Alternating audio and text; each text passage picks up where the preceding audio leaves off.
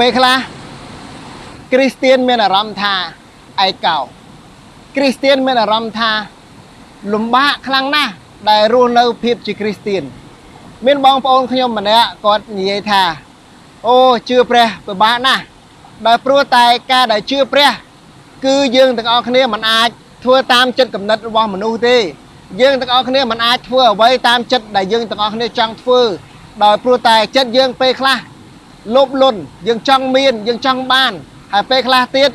វិធីសាស្ត្រនៃការដែលរស់នៅជាសុចរិតនោះគឺពិបាកមែនទែនបាទការដែលរស់នៅក្នុងជីវិតដែលសុចរិតវាខុសប្លែកពីគេខ្លាំងពេកធ្វើឲ្យពិបាក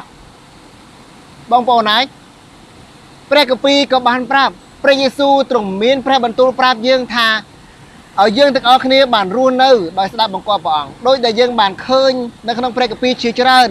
និយាយអំពីការស្ដាប់បង្គាប់និយាយអំពីការកាន់ខ្ជាប់តាមសេចក្តីបង្រៀនរបស់ផងព្រះយេស៊ូវគ្រីស្ទនៅក្នុងព្រះគម្ពីរម៉ាថាយជំពូកទី7ខ13ដល់ខទី14ព្រះគម្ពីរចែងថាចូលឲ្យចូលតាមទ្វារចង្អៀតបើទ្វារដែលនាំទៅឯសេចក្តីហិនវិនាសនោះធំហើយទូលាយផងក៏មានមនុស្សជាច្រើនចូលតាមទ្វារនោះឯទ្វារដែលនាំទៅឯជីវិតនោះតូចហើយចង្អៀតវិញក៏មានមនុស្សតិចណាស់ដែលរកផ្លូវនោះឃើញបងប្អូនហើយការរស់នៅបែបជាគ្រីស្ទានក្នុងជីវិតដែលសុចរិតអាចនឹងពិបាកសម្រាប់បងប្អូនទាំងអស់គ្នាប៉ុន្តែប្រសិនបើ